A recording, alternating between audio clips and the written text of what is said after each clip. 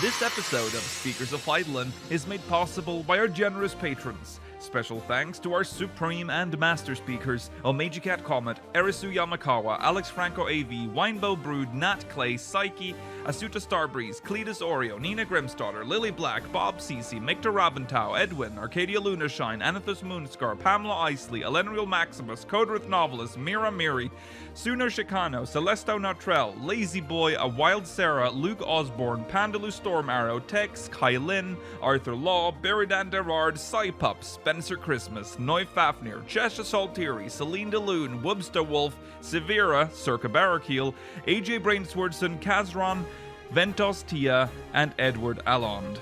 Support the show and become a patron today at patreon.com/speakersxiv. Thank you. This is Speakers of Eidolon.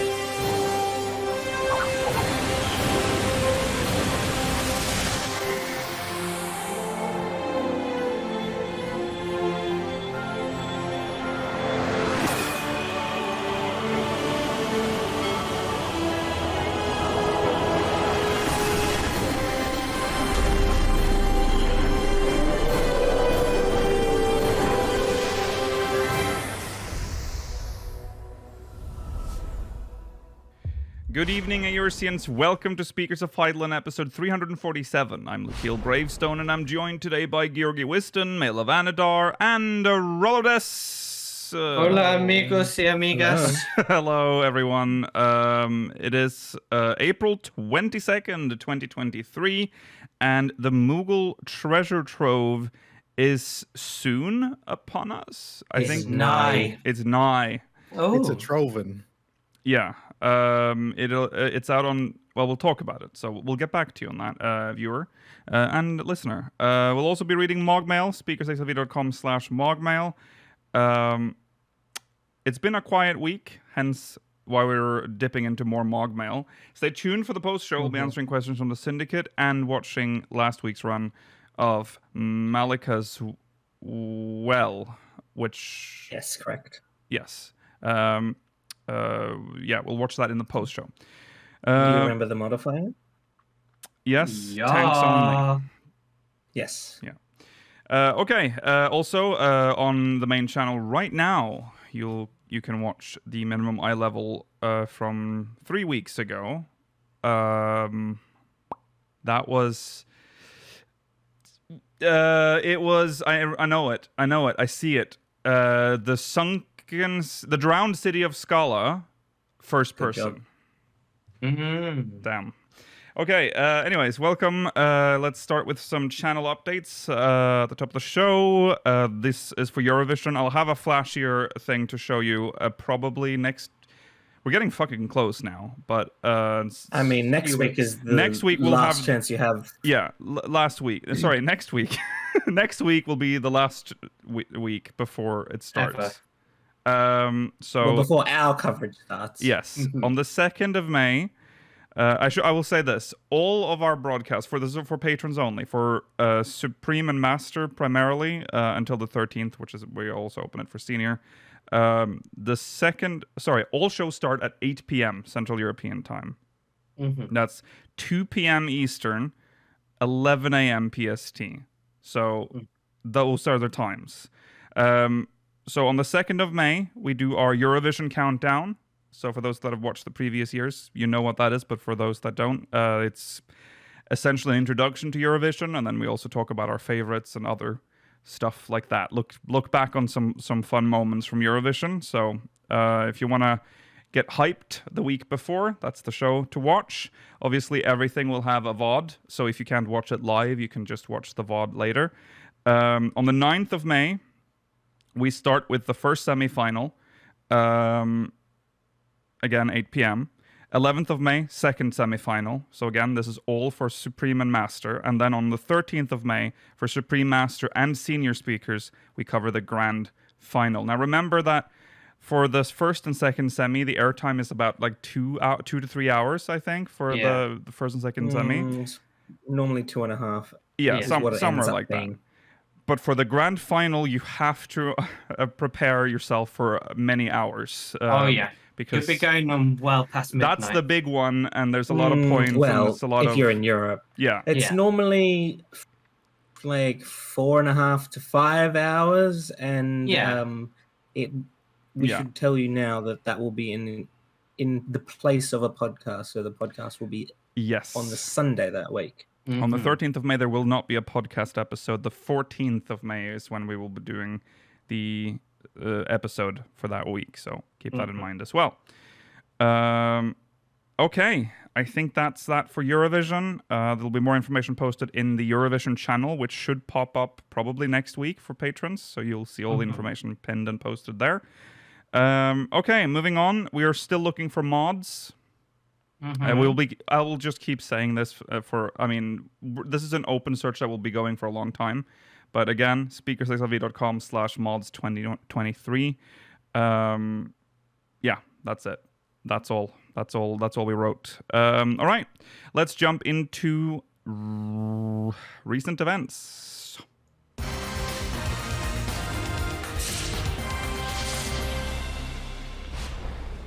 Right, and starting off, how about some shilling? New optional items.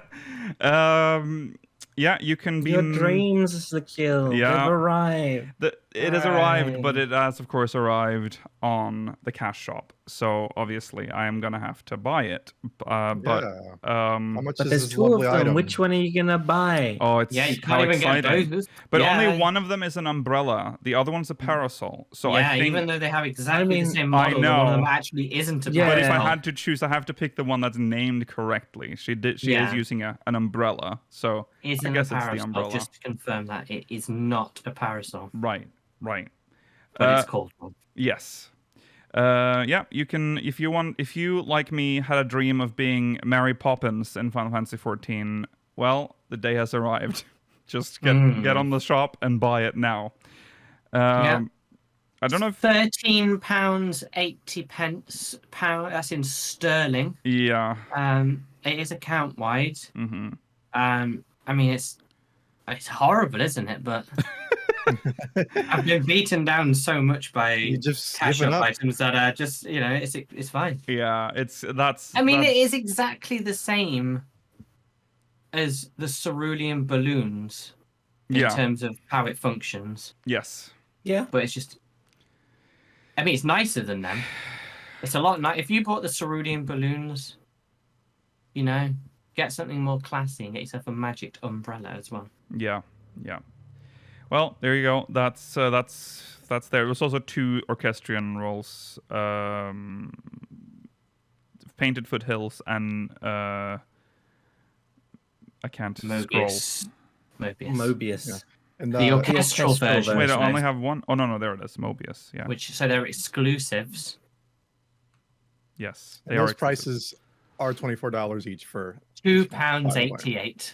So sorry, $24 for the mounts are $24, not the orchestrion. I thought you were making a joke, like, God, the orchestrion was like $24 each now. Oh my God, just the whole album. Okay. And the Mobius, the orchestrion was, of course, single character, one use token. Yes. Okay. Well, there you go. That's that. Again, they keep stealing. They continue to steal. With Mr. Foxclon's neighborhood. Yes. I think they've turned this into a series at this point. Yeah, they've turned it into a series. Yeah, Mr. Foxclon's Neighborhood, episode 2, airs on Friday, 20th of April. So if you want to see a cheap horror knockoff, that sounds horrible. God, okay. That is the abbreviation HOAR. Houses of a Realm. What does horror stand for again? Homes of a Realm. Yeah, a cheap horror knockoff. Remember, right? That's what Lakil said. Right, that's what I meant. Cheap Homes of a Realm knockoff. I probably should. Yeah. Okay. Anyway, email us if you're willing to get us press passes. Press passes for Mr. Foxclon's Neighborhood? Just in general. After we just shit it all over what? I don't know. Cheap. Give us a cheap press pass. You says just throwing that into the ether for what? You're gonna get a press pass for like. He's saying it as a joke because you're talking shit about their TV. Well, their live stream. Oh yeah. We're never getting we're never gonna get anything from them, but that's fine. Anyways, that's on April 28th, 2023, 11 a.m. GMT, midnight. Sorry, that would be weird. Noon BST, 9 p.m. Eastern Australian time. Lovely to have on during the working day. Yeah. Okay. Well, there you go. Watch that if you want to. I haven't actually watched the first episode. No, I haven't. The previous one either. Do they even post like a VOD of it? There must be. If it's on Twitch, it'll be a VOD. Oh, okay. But they don't. VODs, okay. I don't think they've seen a Lodestone post for it. Maybe they have done that. No, they never posted it on the Lodestone. Oh, okay. Moving on. Soken will be attending the Game Awards 10-year concert. Not only he's gonna perform during the 10-year concert for the video game. Sorry, I keep saying that. The Game Awards. So that's cool. That's in at the Hollywood Bowl. So yes, big venue. They will feature music. Well, he'll be there specifically for Final Fantasy 16. But they will also be featuring music from Arcane, which is not a video game, Diablo, Elden Ring, God of War, Hades, Hogwarts Legacy, League of Legends, Marvel's Spider-Man, Starfield, which isn't out, Star Wars Jedi, and The Last of Us. Quite good. There are a few League of Legends questionable. have music. I thought it was just a MOBA. What happened in like the past 10 years where I didn't play it? Well, it has an extended universe. It has multiple offshoot games like there's the Ruined King and then the new Mage Seeker one. I don't know if they have good music. I've not played them. We need to go back. League of Legends is just the game you play to get angry at people. That's all it was. Yes. Well, sometimes you like to be angry. I mean, it's interesting that they're playing like it's like a. You'd think it would be more nostalgic since it's like a 10-year, it's like an anniversary concert, but then they choose like a lot of modern. Very, very recent, or in some cases, not even released games. So I agree with you. I would like to see them bring, like, maybe do like a like a NES medley and then like a Mega Drive medley. And okay, it's only a 10-year concert, so that's a bit far back. I mean, reminiscing about things that existed before. Well, all right. The PlayStation Awards. 3 medley or some rubbish, I don't know. Just I'm sorry, 10 years ago. That's the PS4 era still. Okay. Good luck to Soken. Be the only Japanese composer there. None of these other franchises except Elden Ring. Oh yeah, Elden Ring. Yeah, that's true. But otherwise, yeah, it's very Western centric. Yeah. Oh yeah, that's a good point. Well, Arcane and League of Legends are Chinese. Where's that from? I can't remember. Riot has some Korean stuff, but I think their foundation was in the US. Yeah. Okay. They're pushing for like that kind of Eastern style these days. Yeah. Okay. Good luck to Soken. Congratulations. Looking forward to it. Yeah. I don't imagine there will be any way of watching it because they never offer these sort of things. But if there is, I'd love to watch it. Yeah, You should have been invited, loser. I thought this would be live streamed. A lot of older ones haven't been for sure. Or they cut bits out and you get like a cut down version on YouTube or something. Yeah. I would like to. I mean, if it is, I really hope it is. Yeah, but there has been no information about where to watch. If there isn't, yet. It's still a while away. June 25th. So we might get more information on that later. Okay, moving on to FanFest stuff. We have 2 contests coming up for those that are attending the North American FanFest in Las Vegas. Whoa, Las Vegas, baby. Yeah. First one is an art and video contest. Or sorry, there's multiple. It's contests, plural. We're pleased to announce this year's art and video contests in celebration of the upcoming Fan Festival 2023 in Las Vegas. Our community has always inspired us with their imagination and mastery of the arts, and we look forward to a fantastic display of our wonderful talents at the Fan Festival. Tap into your creative capabilities and show us what you can achieve. So the theme for the art contest is Memories of Final Fantasy XIV. A bit broad. Yeah, a bit Very broad, but all right. But we are in the 10-year anniversary, yeah.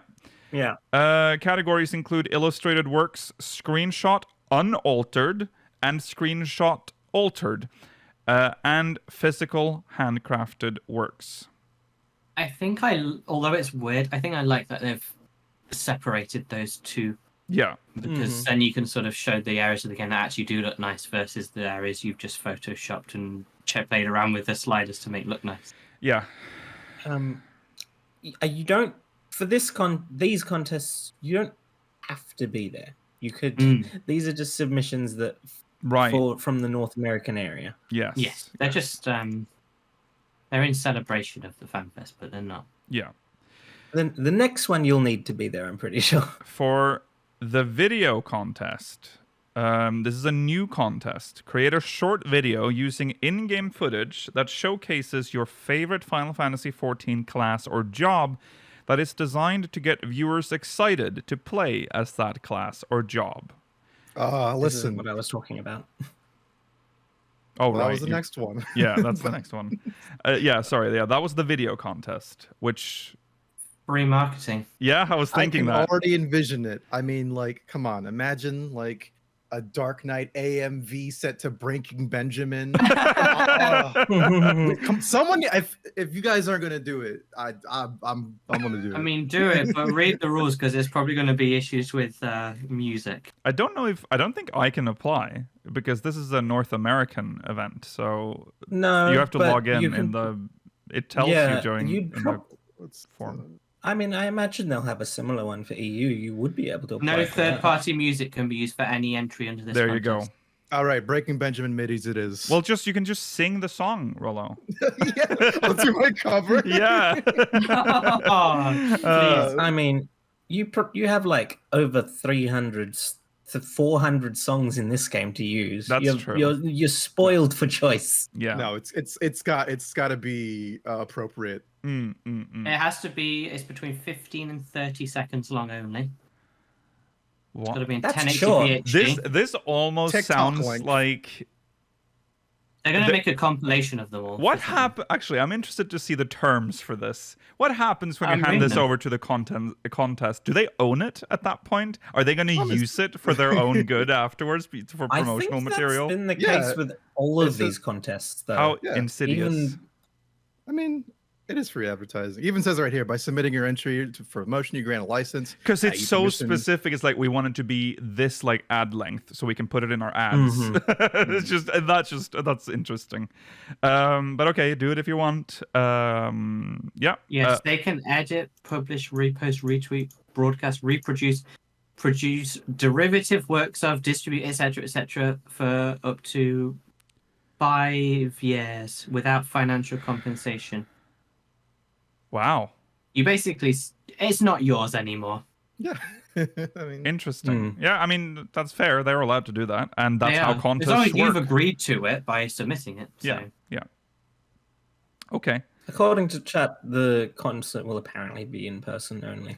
Yeah. Well, there you go. Yeah. All right, moving on to Glamored to Life. Now, this one... Hey! This is the one Georgi was referring to earlier. You have to be in person here.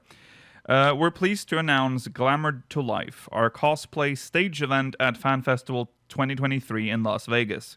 Costumed attendees at the Fan Festival are welcome to sign up for an on-stage event where they can showcase their outfits designed after a favorite character, creature, or their own warrior of light. Creature? Yeah, like you, Mela. Yeah, like a carbuncle. Fucking got him. Yeah, all costumed attendees who check in at the event will also receive an in-game item. So come costumed, enjoy the event, and go home with a glam for your character. As we get closer... Yeah? So you check in at the... As in, like... who check in at FanFest or who participate in this all costumed content? attendees who check in at the event will also receive. So I'm assuming the venue for FanFest. Okay. So you just have to go in costume and you'll get a. Oh, that's nice. Yeah, you'll get an in-game item. So come costumed, enjoy the event, and go home with a glam for your character. As we get closer to the event, we'll provide more details on the area and times costumed attendees will be able to check in. We will try to accommodate as many costumed attendees as possible who would like to participate. However, due to the increased size of the event and stage schedule, please note we may be unable to allow all interested participants access to walk on stage. Additionally, due to security concerns, there is a possibility that some of the guidelines may change before the day of the event. If any changes are to be made, it will be announced on the Fan Festival website as an update, so please keep an eye out for any updates. So entry requirements. You have to be attending in person, and you must agree to the costume guidelines, which you can look up on the Lodestone. Yes. Yeah, you can apply. This is only on the NA Lodestone. Only on NA. It doesn't apply. Yeah. So don't wear anything that's too exposing yourselves. You have to wear shoes. Right. No feet. Sorry. No sharp objects, etc., etc. It's all pretty basic. It's what you'd Standard expect. stuff. But yeah, go check on the Lodestone if you have any questions. God help you guys, though. I could not cosplay in that summer heat. Oh, I would die. yeah. Even if I took off like half of it, I simply wouldn't. You can apply starting April 21st, so it's already started, until Friday, June 30th. So pretty close to the event date. You can register or you may sign up as an individual or as a group. When signing up as a group, every group member will need to sign up themselves and provide the same unique party password for your group. So it also says, please try to make the password unique for your group. So 6969 and 8008 isn't gonna cut it. Boob and 6969, everyone's gonna try that. Yeah. Pick something unique like Party Girl 6. Right. Yes. 1337 is good. No one's gonna guess that one. 1, 2, 3, 4. I love how everyone's going for a number. Or 4, 3, 2, 1. Nowhere does it state that it is a number. Only. No. Okay, well there you have it. Stuff to look forward to for NA attendees. Well, the Moogle Treasure Trove is back. Hey. It is the hunt for Mendacity. Those classic yellow ones. Yes. They're so yummy looking. I'd love to just chew on them like nacho chips. It starts on Monday, April 24th. That is a Monday at 8 a.m. GMT, 8 p.m. Australian Eastern Time, Standard Time. That's 6 p.m. Australian Standard Time. Yeah, 6 p.m. That's reset, by the way. That is, yes. Is it? What? Not for GMT. That's right. Is it not? No. Because 6 p.m. Reset is in like the afternoon here. Yeah, it is like 6 p.m. 5 p.m. here, I think. Yeah. As in like daily reset or weekly reset? Daily reset. Yeah. Because daily reset is at 6 p.m. here. That's weird. Oh. Do you actually have a different reset time? That can't be right. Because Whoa. Wow, that's weird. This is suspicious. Yeah, this is weird. Because here it is 5 p.m. or 4 p.m. Yeah, and then it Britain. changes depending on summer as well. No, sorry. I'm confusing the two types of daily reset. Because there's like the reset that's tied to the weekly reset, which includes like,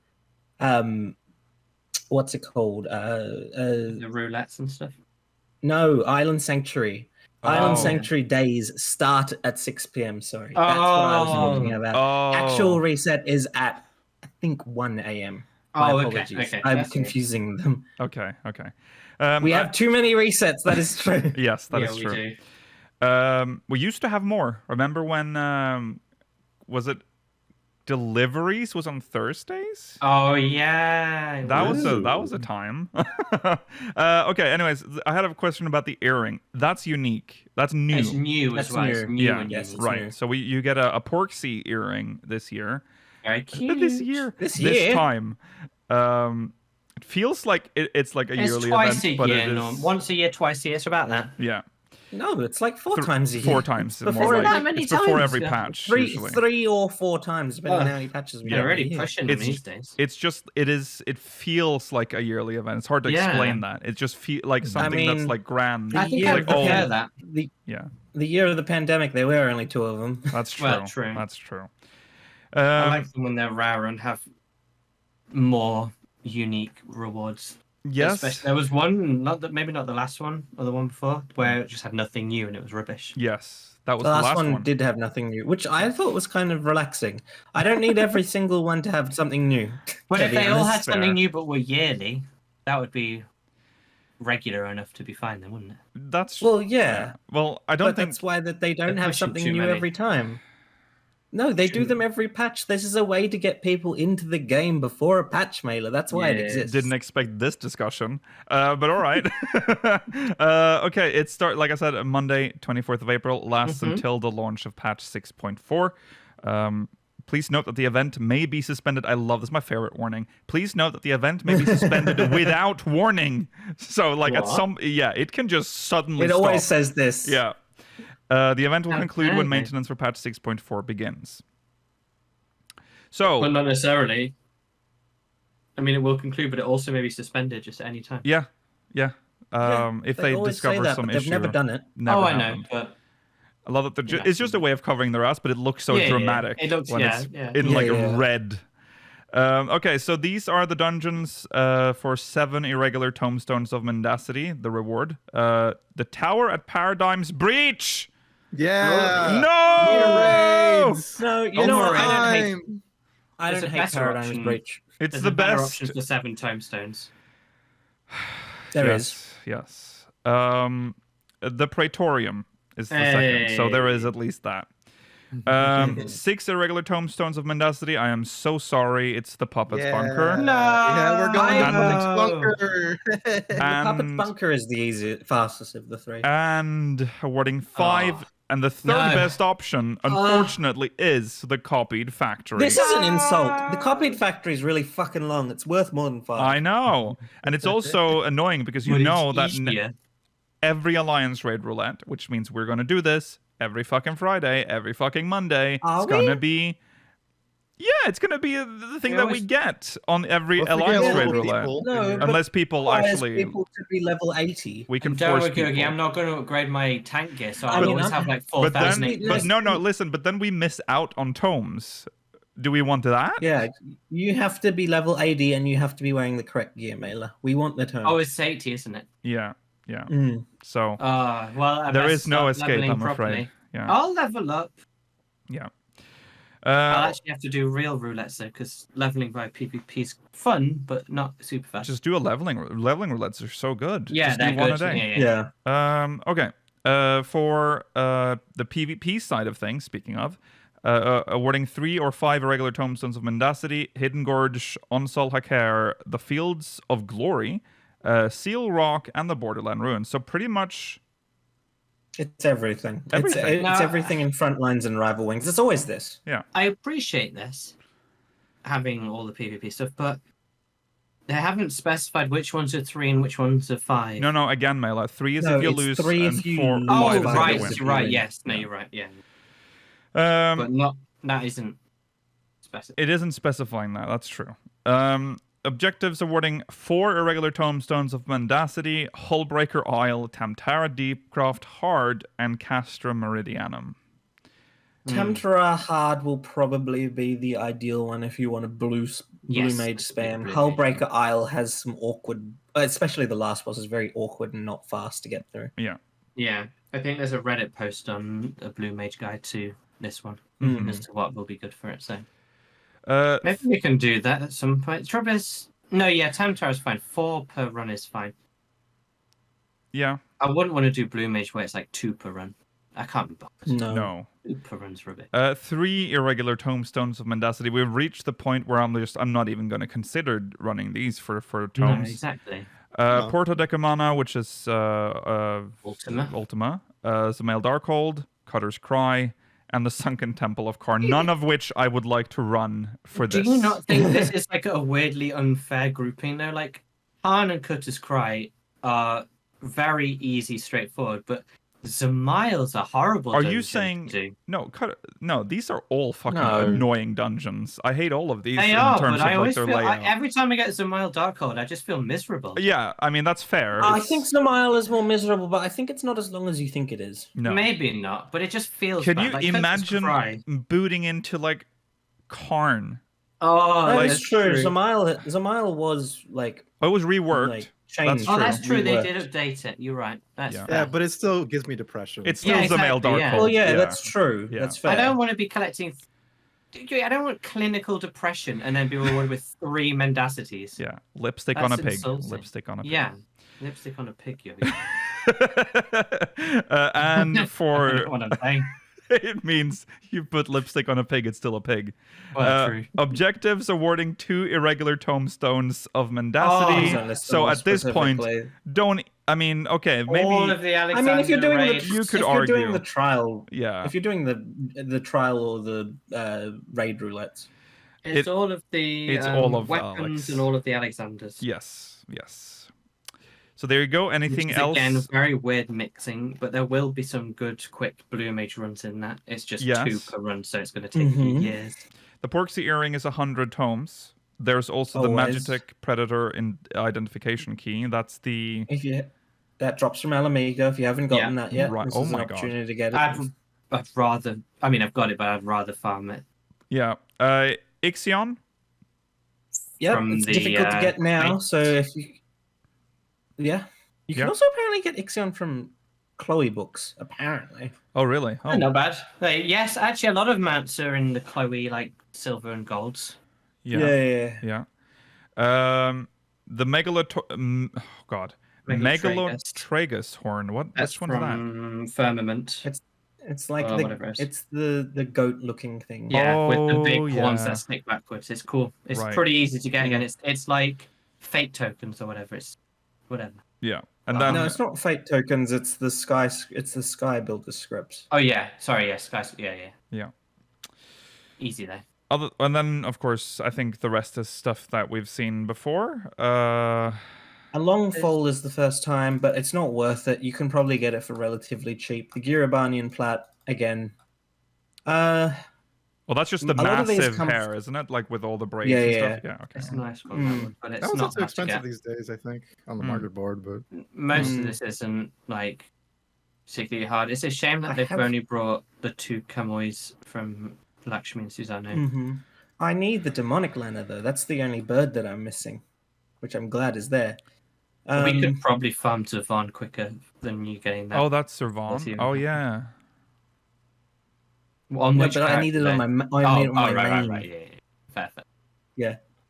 There is one card here that I don't have. I don't have the Byakuya card, so that's lucky for me. Ooh, nice. Yeah, that's something to go for. Oh yeah, you were still hunting. You were hunting for that one for a while, weren't you? Yeah. Yeah, but I wasn't trying. Thorden was his best one though. Okay. Thorden is so funny.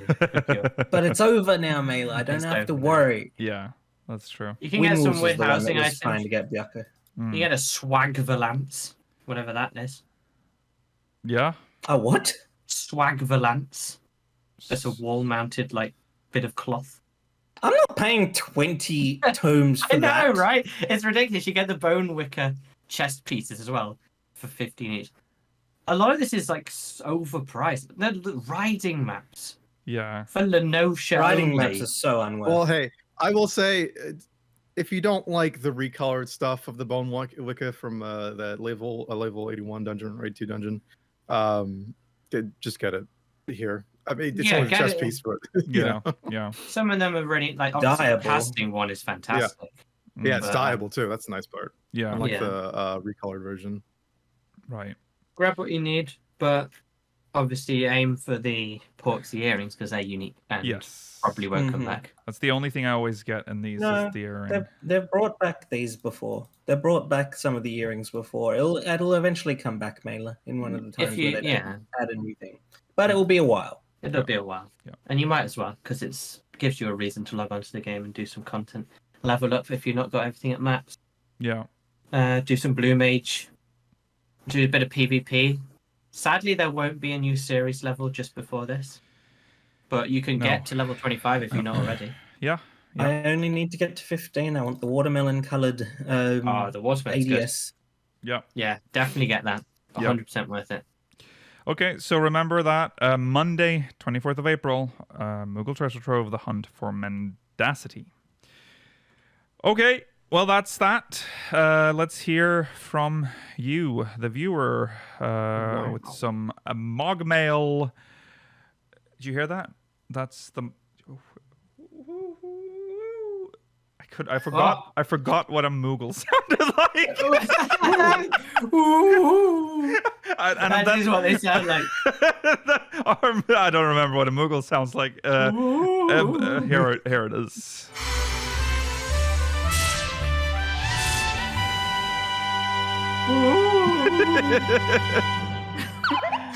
Is that a scared Scottish man? There's a giant spider in his bathroom. This is from Alanya. Katakan. Oh yeah, of course. From Marilith. Greetings, speakers. Long-time lurker, first-time writer. Hey, I wanted to get your take on the changes in server culture with the launch of DC travel. In the NA region, for example, everyone and their mother migrates to Ether to do their re-clears and prog. As such, it feels like people tend to stay there for everything else, since Ether is the popular server. As a result, all the other servers feel much more empty than before. I moved to Dynamis from Primal exclusively for the house, which I won, thankfully. Congratulations. And the whole DC is a ghost town. I'm lucky to get any roulette to pop outside of expert and leveling even at peak hours. And Heidelin help you if you want to run any normal raid, alliance raid, or PvP. Even when I visit my friends in Primal, things aren't much better. Population feels much lower. I realize I'm part of the problem, but I spend 90% of my time off in Ether, which of course means no access to my retainers, Cactpot, or Island Sanctuary.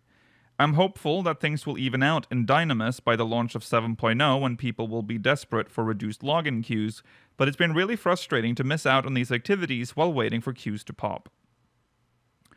I love being able to play with my friends in other DCs, but I'm worried that DC travel will hurt the game in the long term unless Square implements a cross-DC Party Finder/Duty Finder. What is your take on this? Do you think things will get better come 7.0, or are we destined to do the DC dance for the foreseeable future? Thanks so much for everything you do, Alanya. Well, that's interesting. I mean... That is interesting. As someone who's on Crystal, I don't feel like it's become any less populated, but like I'm not on Primal or Dynamis, so I can't speak to those. I will say after the server switcheroos, reorganizations on NA, like Zalera was a fucking ghost. Like that was a ghost town. I don't, or I'm sure other people on smaller servers knew the feeling, but like every housing ward was like literally maybe like one or two houses, like a couple mansions and medium-sized plots, barely anybody next to each other, mostly empty. Right. And it was like that forever. And the server switcheroos happened, and then the DC travel happened, and all that, and it's fully congested now. It is. I've seen way more people now than I did before. I do think people still like maybe go to like other data centers. I mean, you guys on like the EU data center don't have like too much to kind of worry about with that because it's two you only have, so it'll be three soon for now. But that is about to change. You're a third one. But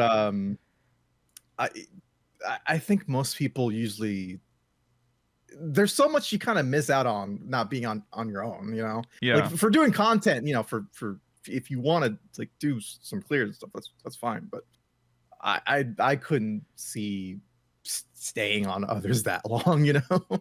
Yeah. No. The only issue I really have in terms of being able to do content on Crystal is that like you can't do front lines off peak, but everything else I'm able to generally get into regardless of the time. It might take a little bit longer, but I never have to worry about not being able to get in.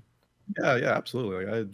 I do things off peak, on peak, from every roulette. The only thing that doesn't like to pop too often is some boss related stuff, of course, because it's you know, boss. But yeah, it's not even a roulette at that point. Yeah, yeah.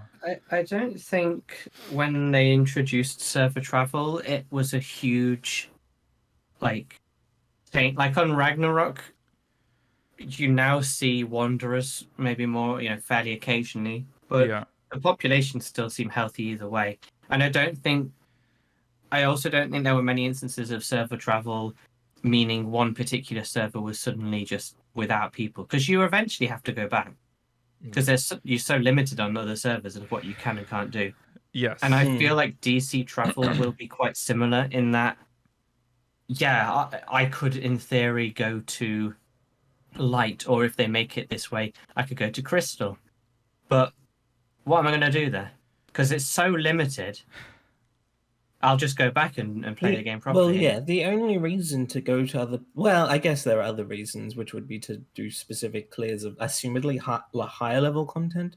Or I guess if you're on Dynamis to just get roulettes to pop. But the main reason that it exists is to do content with your friends who are on other data centers. Yeah, because, I mean, our server you brought up is a good example of that. Ragnarok has always been congested. It's impossible to get your friends to join. I struggled so hard to get my friends to join my server, and back then there was no DC, there was no server hopping. Like, sorry, what's the fucking name of it? Like, what is it called? DC Travel? Crossworld, not DC Travel. Crossworld. Okay. So they had to like wait until like 4 a.m. and then I'd text them, be like, try now. And they'd literally wake up in the middle of the night to go and make a character on the server. If I did not care about this game, I would be so infuriated. Well, we made to text me in this particular case, we did it over a weekend, and I said, "Do you want to do that?" And it's like, "Yes." So yes. Don't do that to your friends just out of nowhere, because that would be very annoying. I just asked them. Yeah. But Tuesday morning. Hey, so for that purpose, get into 14? Nowadays we could have just, and that also means that we couldn't actually play on the day that we had planned to play, obviously, because they couldn't get in. So we're like, okay, well, I guess tomorrow, maybe, if you wake up at 4 a.m. and create a character. But if that existed today, no problem. They'd just jump on a different server that's maybe more empty, like one of the new ones, and we could still play. It's true. Although there's still that level of separation in this game, and like we can't join we can't make an lot, FC together and stuff. There's all but that. But you can't do everything. Right. And I feel like DC travel is going to be much more restricted than world travel. But I will say your idea of having a cross DC party finder, duty finder, would be really good for this game's like player base, because you are going to get queued so much. Although in terms of ping and stuff, no. Right. Yeah. I think it would be absolutely help. I just don't know. I question how effectively they'd be able to do that. I think we're kind of locked into this economy now. Yeah. Considering that when you data center travel, you actually can't be in game, unlike world visit. Yeah. In terms of server culture, which is a very specific word you've used in the question, I think server travel removed a large amount of server culture because there was always, this is the raiding server, this is the RP server, this is the French server, avoid that. This is the, maybe there's like a crafting server where everyone was crafting or whatever. But now everyone can mingle. Right. It alleviates a lot of the problems because you can do cross-world party finder stuff now, so it doesn't matter as much. What's the Brazil server? I need to find that out. find out. No problem. Yeah, you'd need to search for that yourself. I don't think any of us have the answer for you. No. There has been a degree of homogenization as a result of this, which I think is the reason why they still haven't implemented global data center travel, because particularly the Japanese community apparently worry about the effects that the descent of the Westerners. Particularly upon their market boards, which are significantly cheaper than ours. I love it. I'm gonna come and take all of your goods. I'm gonna ruin the Japanese economy. Yeah. Well, I'm gonna buy. If you say things like that, they'll never let you in, Rollo. No. They can't stop me. They can't. Yes, they can. They haven't done it yet, so they can just never do it. Yeah. Imagine if they did implement it, but they had a really strong. You can't join the Japanese data centers, but you can go between yourselves. Yeah. You can't. You can't buy on there. Yeah. You can't buy from market boards outside of your global data center. They would do something like that. Yeah. No, I need to ruin some markets. Yeah, I want to buy one of your really expensive glamours for cheap and sell them on Ragnarok for loads of money. That was a lot of the scare originally that was going to happen with the world visit system, right? And it didn't happen. Didn't really fuck up. No, some of the markets crashed. That is true. That did happen, but they normalized eventually. It equalized and normalized based on the current cultures. Yeah. I think there would be I don't think the Japanese people wanted to go up. No. Well, no.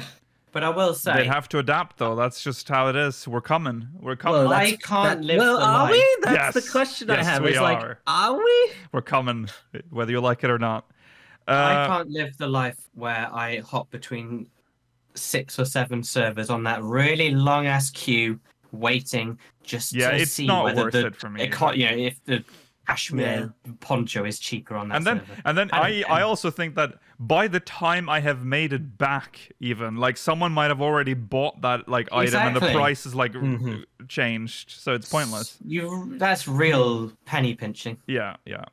All right, I think we gotta open up the Japanese economy. We gotta bring a ton of warships.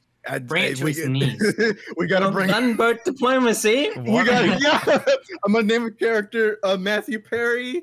He's my admiral. Matthew Perry. Open up the economy, Japan. Because I understand the weird reference that you're. No, I get it. Because because of what's his name for the wall. Is that what you're doing? Is that why you chose Matthew Perry? What? You're mixing a lot of references here. He's thinking of the naval officer rather than Matt Perry. Yes. I thought you meant the dude from Friends. Yeah, he's the guy from Friends. I thought you. Okay, so here's what I thought before we get to what you actually did. I thought you were making a weird reference to when the Berlin Wall fell. When what's his name? David Hasselhoff. David Hasselhoff was like, tear down the wall! And everyone's like, yeah, David Hasselhoff saved Berlin. Which he did. That feels like such a weird thing that you would come up with. But now it's Matthew Perry from Friends on a warship going, open up the markets! Okay? No! That was my journey. No, this is specifically a reference to the historical instances of the US or the UK. I can't remember which one. Oh, it's one of those Rollo takes. I see. US. Forcing open Japan to global trading. I see. Stop having it be closed. Okay. Anyways, I'm so glad he has the same name as Matt Perry. Though. Yeah, that is. I cannot see anyone but and my but ship him. My carriage would be called Chandler Bing. Yeah. And the UK did that. Thank you. Yeah.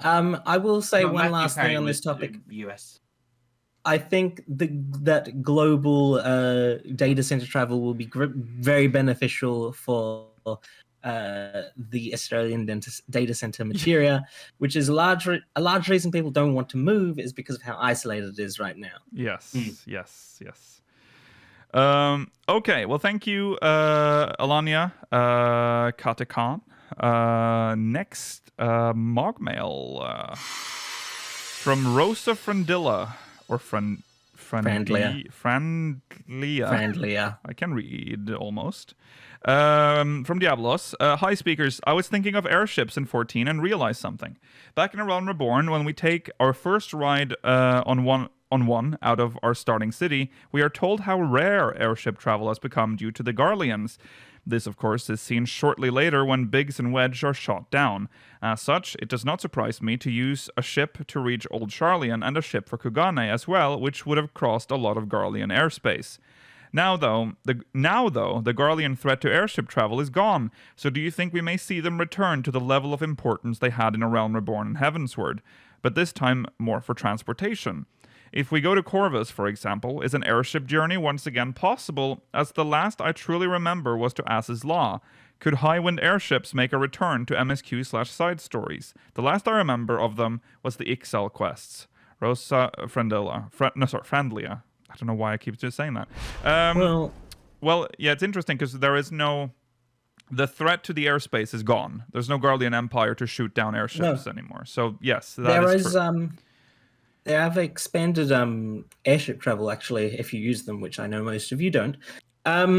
You can take airships from Eorzea to Razat Hands and from Razat Hands to the Far East. There aren't any that go the full stretch of the 3 continents. I assume, like, in universes because of, like, fuel requirements. Yeah, probably something like that, yeah. I mean, they would. I mean, obviously, airships, even though they were dangerous in A Realm Reborn, we still flew them. I mean, but they said it was special for us. I think originally when you unlock the airships, but yeah, I mean, they would say it's a threat, but we've had airships to every major city state, always essentially. Mm-hmm. So, but now in lore, obviously, it is safe to travel by airship. It's nice that the airship landing in Kugane, which has existed since Stormblood, now actually goes somewhere other than the Prima Vista. Yes. Yep. Am I going crazy? Do airships just purely run in Ceruleum? Yeah, it's like a hot air balloon. The engines run on Ceruleum. The engines are Ceruleum. Yes. Like, all airships pretty much do, right? Yes. Yeah, but in various capacities. As far as I'm aware. Yeah. Some are more like hot air balloon style ones, and some are more like almost spaceships. Well, they have the hot air balloon is only to keep it afloat, but they have but some Ceruleum don't have engines. them quite as much as some of the others. Right. Ixali airships are powered by wind crystal. I don't think there is any Ceruleum in use for them. But the Eorzean style airships are Ceruleum powered. Yeah. I think that's right. We do. Yeah, you go first. Rollo, go on.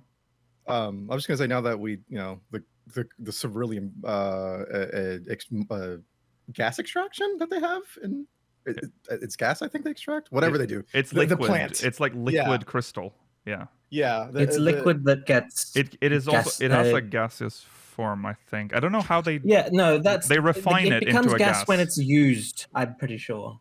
The oil rig in Garlemald, whatever. Yeah. Now that that's kind of an open thing, I'm sure if they wanted to make that a thing, they could make that like some kind of plot point about getting that back online and making maybe more long distance. Already got it back online. Well, they did fully, or well, do we know what is the status of the ceruleum processing plant in northern Thanalan? Did we ever get full it looks closure? like it's carrying on. I'm pretty sure we have full control over it again. Yeah. I mean, obviously we do, but like it's all functional. They didn't like sabotage. Yes, I don't know if there's been any. So. Okay. Yes. So Ul'dah has like full control over their ceruleum. Okay. I was confused. So we get the ceruleum extraction back online in Garlemald as part of a side quest. So I don't know if they could specifically make it an MSQ quest at this point because they've already resolved it. Right. Also, I think we talked about it earlier, but I think the gas used in the balloons of the airships, that's ceruleum gas as well. I think so. Didn't we talk about this recently? Yeah. Okay. This is when we were talking about the chocobo carriage thing because that floats thanks to ceruleum. Okay. Anything else? That's right. Yeah. We also had forgotten that the Scions now have the Bonanza, isn't that what the Bonanza. We have our own airship that the Tataru built. I don't remember exactly how she acquired it. It feels like they pushed away from it a little bit too hard. Like even in Endwalker, we just straight up used the thing in Sharlayan to just teleport to Razathan. Like airships just seem to be out of fashion right now. I know, but it's like we got ill. We got sick. Can we just teleport? We got around very all sick. The time? Like I love airships, and they're really like classic 14, and I would like to see more sort of less of the cars and trains and stuff. Bring back the chocobo carriages and the airships. Don't worry, Mela. We're not going to see many cars or trains because that civilization has been squashed. Yeah, wiped out completely. Not a moment too soon. Still gonna be. But yeah, I think airships are still gonna be used, Mela, because the only reason we teleported from Sharlayan to Thavnair is because they had a relationship of open trade beforehand. Sharlayan hasn't been able to do this experiment with other places, as far as we know. Right. It'd be nice if the Eorzean Alliance got more advanced airships like the Garlean ones, and we could launch a full-scale assault on Meracydia. Or something. I mean, do we have any Garlean engineers that would work for us? I feel like most of them had been killed. Yeah, we have Sid, and Sid has made us a G warrior. That's true. Yeah. Oh God, the G warrior. I just hope. But I don't think we're gonna get. Sid's gonna go back to Garlemald, and he's gonna see these cars, and it's gonna be like, there's an industry here that's just waiting. Yeah. It's just ripe for the taking now. Those little jalopy ones they have. Well. I feel like they have. I feel like the cars have had to have existed for at least more than 10 years. Yeah, it's weird. It's so weird because there's been no mention of anything like that before. But because would they have completely fixed up their road system to account for cars in that period? Yeah, they literally had a highway. Done everything. Yeah, I think there's several highways in Garland. Well, I mean, they're all they've got the M1. Well, the A245. Maybe the reason Sid never gave us cars is these barbarians, these savages don't have the infrastructure for cars. I mean, yeah, that's true. You can't just put a car on any road. Well, yeah, they had they had cars and they had trains. They had public transport. They had a lot of shit, but what I'm worried about is that if he picks up cars, we are but a breath away from the police car that I have been dreading. Do you know what? Let it happen. Just let it happen. It's going to be Terra. We've reached the end stage of Terra. Yeah. You already do have the regalia. He already did make that. Yeah. But we just need a normal ass fucking car that someone can easily mod into a police car. And the regalia is a pretty normal car. Would you call the regalia a normal car? Have you seen a normal car? It's very bougie. It's a luxury car. Yeah. That's what I mean. That's not a normal... What kind of police car? He wants a Fiat Punto. You want a family hatchback or something. Like a fucking normal-ass Volvo. That's what I want to see. Actually, I don't. I don't want to see that, but Why not? Because that is the first sign of the apocalypse. That's the first sign of Ragnarok. No, we've already had the first sign of Ragnarok. Don't worry, Garlemald already suffered from Ragnarok. That's true. That's true. Okay. Thank you. That's what they get for having cars. Yeah. Thank you, Rosa. I think we can do one more. Let's do one more. It's not very long. All right. This is from Auntie Iris from Halicarnassus. Hello, speakers. I hope you're all well. I wanted to ask what you all thought might be going on in Meracydia. Am I correct in saying that we know Meracydia was/is desolate wasteland in parts of the region due to their war with the Alligans? Do you think Graha would be welcome there if we go? Given his Allagan blood. I always enjoy your discussions and hope you all have a lovely week. A little Lala, Auntie Iris. Oh, Auntie Iris. Thank you, Auntie Iris. Bless you, Auntie. I would hope that it's not a wasteland 3 astral eras later. It feels like it is, though. It still feels like it. I fully believe... Well, we haven't seen it. The Alligans absolutely glassed, the majority of it. Yeah. I mean, I'm sure there were pockets of, some bastions you could still hang out in. And I'm sure it's grown a little bit since then. Yeah. I would think the majority of it is still hard to inhabit for any, human-ish space creatures. We had a discussion about Meracydia a few weeks ago, but the little we know about what happened during the war with Meracydia, between Allag and Meracydia, is that, like you said, Allag really pummeled Meracydia. Like they went all out. That was the last thing part of the world they wanted. And the Meracydians were holding it. They stood their ground. They were dragons. Yeah. They got people in a new world. Right. So I'm assuming there's going to be a lot of destruction from that era, but it's been a long time since the war. It's been over 10,000 years. Yeah. So while I think we're going to probably see terrain that's been shaped from the war, I think Meracydia, maybe they wiped out some groups and cultures from Meracydia. That's possible. But whoever remained on Meracydia, surely in 10,000 years has been able to recover by now. There aren't many cultures that last 10,000 years anyway. That's a good point. Yeah, that's just something new there now, possibly. Distinct possibility of global immigration in 10,000 years. I mean, think about how much humans moved across the Earth in the space of 10,000 years. That's most of our history. Think of how much we've moved in 2,000 years. Yeah, but the only thing that I wonder for that is there's never any talk about people going to Meracydia. It feels very isolated. Even when we've talked about the few times Meracydia is mentioned, it is always referred to as this isolated, unknown almost place to the south. Yeah. So I don't know. Some of this still got kangaroos. I think they mentioned that. They have kangaroos. They do have kangaroos. Yes. mentioned in the one kangaroo. Yeah. Maybe they're that's one of the new tribes. They still have are the centaur people still there? Yeah, the centaur people. Well, I know they lived there. I suspect they'll still be there. The warring tribes. They worship Zervan. Yeah. Yeah. And there were a whole bunch. There was the tree ones, then the Sophia ones, and then the Zervan ones. Yeah. Different groups of people. Imagine you can meet even more Mikote, right? And you'd be like, whoa, my long lost Mikote brothers, no longer in shackles. Welcome back to the motherland. I don't know. Go back where you came from. Does it have a mention in the lore book? Because someone's saying that it might be saying that they're very isolationist. There'll be something in there, but I don't remember that. But I feel like everything we know about Meracydia is spoken of as if it was still how it is 10,000 years ago. Yeah.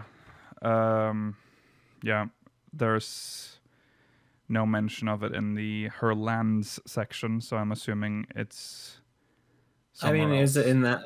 Are you sure it's in that lore book? It could be in the other second one. Oh, that's true. It could be. Either way, it's going to be.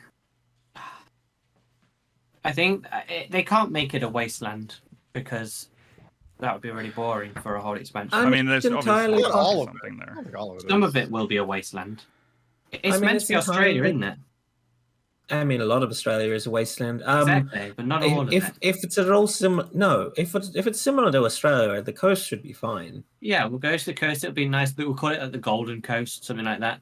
Yeah. Then there'll be a city there. Oh, here we go. Then it'll be the outback for the future, and then there'll be This is from the lore book. While some areas remain uninhabitable even today, those which have been repopulated remain recluse and very rarely welcome contact with the civilizations of the Northern Hemisphere, oftentimes attacking any who approach, whether it be by sea or by air. Because of this, very little of the region is known, including even the most basic of geographical information. Exactly. Oh, they're like that. They're like that tribe in the middle of the Pacific. I love that tribe. Yes. No, we do not want the word of God. It's the India. It's off the coast of India. Yeah. Okay, well there you have it. Whether Graha will be welcome there, like I said during our discussion, because they're so isolated, I think they still harbor some mixed feelings about anyone related to Allag, and specifically anyone from the three great continents, possibly even, because we represent. I'm really. I am curious. We are the. I am curious. Yeah. I do think that Tiamat will be our entry in, though, because 100%. she was She would have their to be, leader, essentially. Yeah. Yeah. I'm surprised there's no like drive for Mikotes to like at least kind of go back, or like see what it's like, because they They've left from behind a horrendous desert wasteland, Rollo, and they found a lush green utopia. Like not even just like, hey, like we should maybe try and make it better. The Mikote traveled to Eorzea prior to the third astral era. It's been a long time. So they might, or the Mikote was might. it after? No, it was when it froze because it was when it froze. They crossed the ice. Yeah. So it's very possible that like the Mikote are aware of what the Alligans did, and they're like, well, there's nothing back there. Right. No reason to go back now. Or maybe it's been so long that they just don't have any ties to it. I mean, it's been so long they've settled in these places. All the tribes, they're very Eorzea centric still. Yeah. But it would be nice if there's like a couple who are like.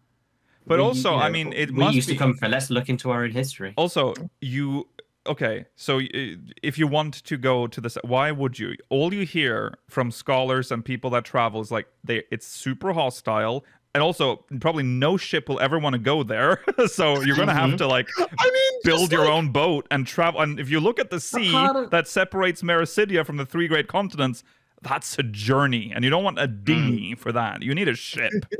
So that's difficult. Having it be closed, and then open it up. If you somehow get a mad captain to sail you down to Meracydia, there's still the risk of being fucking killed just before you're even like docked, because they attack anyone who approaches.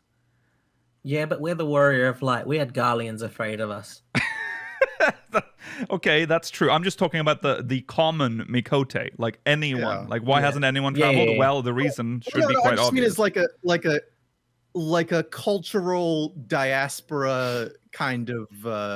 I don't know if that applies over mean? more than 10,000 years, though, Rollo. I mean, yeah. Well, I would be more curious. How many people in the modern era want to go back to where they came from, where their ancestors were 10,000 years ago? Well, listen, I'd actually be trying to go back to the Fertile Crescent, man. But I think it's interesting the other way around, though. Why have no one come from Meracydia to the 3 great continents? Why has no one come? Like, why is that's a more interesting question? Yeah, because the leftovers of the cat people who stayed and the centaurs made an unholy alliance and bred some really evil-looking things. Okay, preventing travel. Don't we know that the Southern Seas Lullafell trade with the Meracydians, in addition to us? Yeah, there was a mention of that, wasn't there? Like, they did some sort of trade. But I wonder how that worked out. Like, how, like, there's the story of how that was established would be interesting. Like, how did you... But they are closer, to be fair. Thavnair is quite a lot closer. Significantly. Yeah. And they also are... Thavnair? No, the Southern Sea Lullafell. The Southern... What did I say, Thavnair? Oh, I was thinking about Thavnair. Because Thavnair is also very close to Meracydia, and it's weird that not even Thavnair has, like, a lot of contact with Meracydia. Is it very close?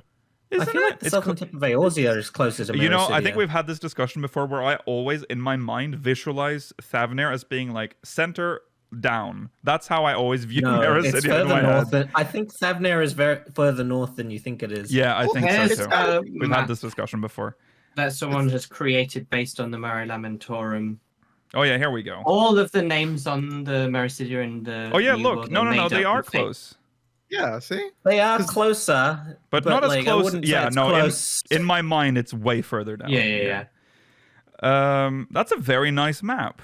It is a nice map, but all the names are made up from other games. Oh yeah, of course. It's probably not super accurate, but it's based on the Mare Lamentorum.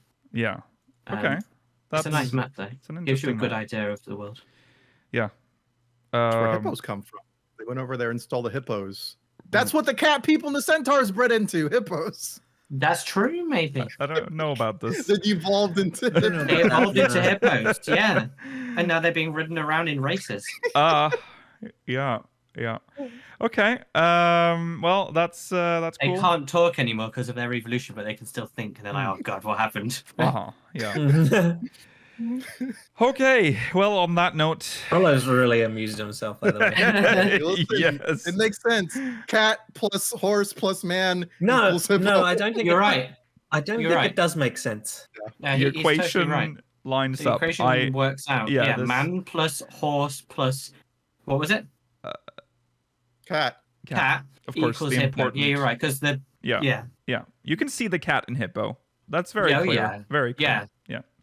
All right, well, on that note, thanks for watching. It's the teeth. It's the teeth, absolutely. And they eat watermelon the same way, in one bite. That's it, everyone. We'll be back next week, same time, same place. Remember to follow on Twitter at SpeakersXIV, twitch.tv/SpeakersOfHeidelin, youtube.com/SpeakersXIV, exclamation Discord in chat if you want to join our Discord server. If you're watching on demand, link is in the description.